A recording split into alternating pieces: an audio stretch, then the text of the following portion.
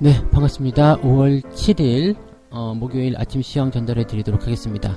제가 지금 약간 정신이 좀 없는데요. 어머니가 다리를 좀 다치셔가지고 지금 병원에 좀 급하게 좀 가야 되는 상황입니다. 그래서 제가 다른 거는 지금 괜찮은데 아침 시황은 조금 전달해 드려야 될 것 같아서 짧게 이야기 좀 하고 오늘 방송을 조금 갈무리를 좀 해야 될 것 같습니다. 양해 좀 부탁드리고요.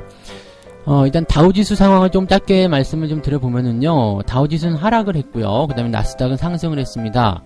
자, 이것을 두고서 또 말들은 많습니다. 시장이 지금 다시 불안해졌다. 투자자들이 불안감에 휩싸여 있다. 이런 얘기들을 하고 있고, 하지만 나스닥을 보게 되면 아마존이나 애플 이런 기업들이 상승세를 보였단 말이에요. 그러니까 이런 기업들의 상승 흐름들은 일단 또 긍정적으로 볼 수 있는 내용이 되겠죠. 그래서 전체적으로 시장을 놓고 봤을 때 이제 부담이 쌓이는 것이냐 아니냐 여기에 대한 부분들이 이제 투자자에게 가장 큰 관건이지 않겠나 생각이 듭니다. 현재 이제 미국 경제방송 CNBC에 따르면 미국 증시에는 두 가지 큰 악재가 나타났다라고 얘기합니다. 첫 번째가 이제 민간 고용 이 부분인데 4월 미국의 민간 취업자 수가 전월 대비 무려 2천만 명이나 감소했다. 즉 취업자가 2천만 명 감소했다라는 이야기인데, 사실 이거는요, 우리가 실업수당 청구 건수를 통해서 이미 알고 있었잖아요. 그러니까, 초반에 이제 600만 명, 그 다음에 500만 명, 400만 명, 300만 명, 계속 줄어들었잖아요. 그러니까, 이 수만 다 합치더라도 일단 2천만 명 나오죠. 그러니까, 다 알고 있었던 내용인데, 실제적으로 이제 합산한 수치를 보니까 어마어마하더라. 그래서 여기에 대해서 대응이 이제 투자자 입장에서는 알고서 이제 보는 내용이긴 합니다만 생각했던 것만큼 나쁘게 나왔네. 그렇다면 조금 조심해야 되는 거 아니야? 이렇게 생각을 좀 한다고 좀 보시면 될 것 같고요. 또 한 가지 이제 유가가 다시 하락세를 보였죠.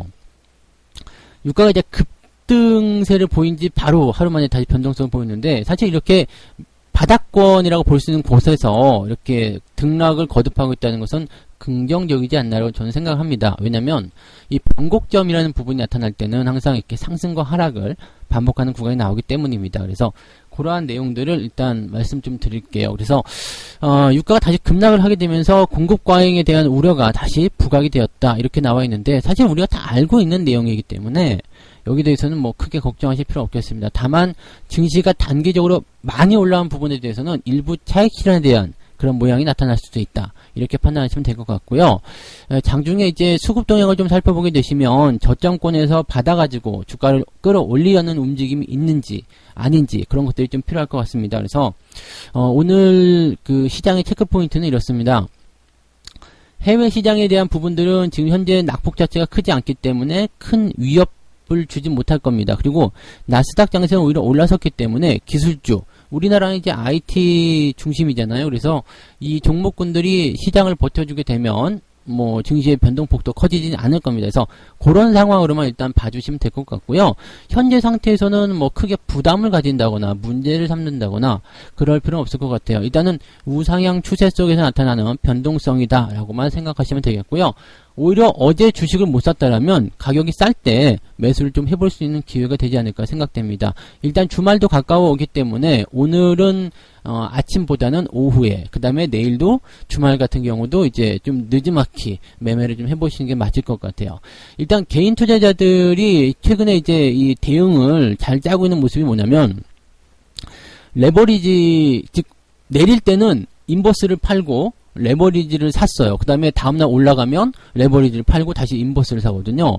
그런 행태로 지금 개인들이 계속 움직이고 있는데, 지금 보니까 어제 수급 동향에서 잠깐 말씀을 드렸듯이 개인들이 레버리지를 팔고 인버스에 또 들어가는 모습이 나타났죠. 그러니까 아침에 이제 주가가 떨어질 때 또 이 부분을 개인들이 어떻게 차익을 챙기는지, 그 다음에 개인들의 매매가 어떻게 바뀌는지, 이 업종 자체가 어떻게 바뀌는지를 가지고서 전환점을 좀 찾으셔야 될 것 같습니다. 그래서 그 내용으로 우리가 판단하시면 될 것 같고요.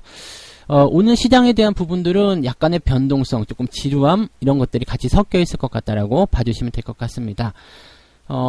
방송 굉장히 짧게 해드려서 대단히 죄송하고요. 제가 지금 빨리 나가봐야 돼서 더 이상 길게는 못할 것 같습니다. 오늘만 조금 봐주시고요. 제가 내일부터는 다시 정상적으로 방송을 또 진행해 드리도록 하겠습니다.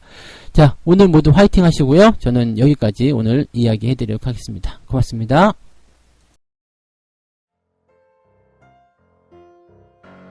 본 방송에서 제공되는 모든 정보는 투자 판단의 참고 자료이며 투자의 최종 책임은 본 방송을 이용하는 본인에게 있습니다.